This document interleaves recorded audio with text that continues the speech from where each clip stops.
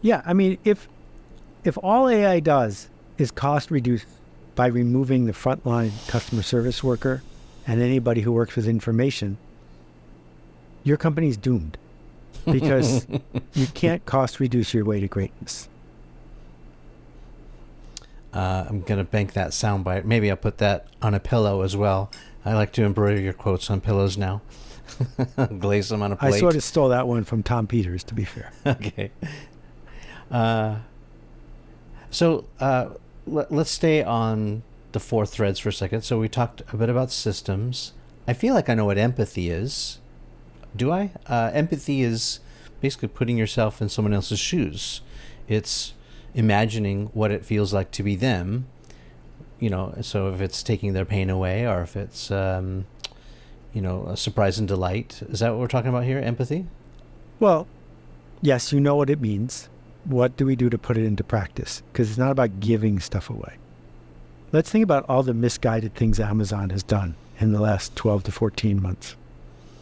Amazon built a company based on saying, is it possible for us to be seen by consumers as the best customer service company in the world and also offer the fastest service and the best prices? And by doing all three relentlessly, they won. And then they started an ad division that last year generated billions and billions of dollars of revenue.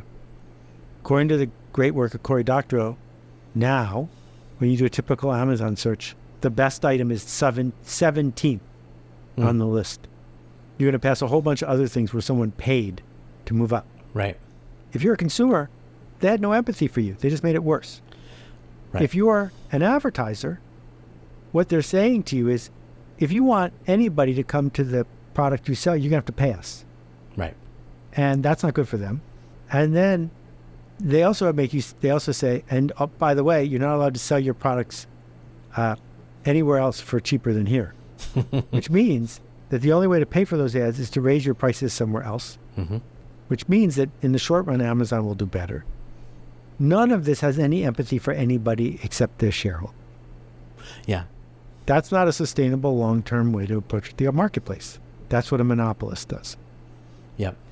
If we think about a medical provider who forces you through some sort of insurance portal, and then when you call them, forces you through an AI, and all these other things that make the process of being a patient worse, there's no empathy. We go down this long list of organizations that say, I have no choice. I have to jack up profit by hurting my customers. They don't get the joke. And the joke is simple. Strategy is resilient when the people we serve would miss us if we weren't here.